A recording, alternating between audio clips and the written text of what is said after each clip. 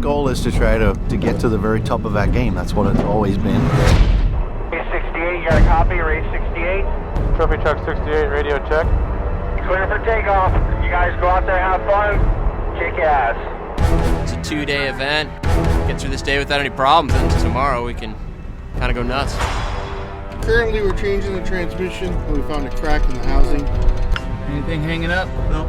Yep. Hold on, stop. It's one of our favorite races. You guys are going to go out in the truck, run really hard, and see if we can't come home with a trophy. Truck's just prepped really, really well, and just to have the confidence that your truck's put together and you're not going to get killed by your own truck.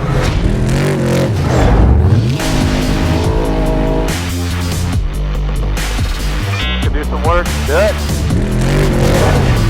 Let's burn this motherfucker, Mark. Yep.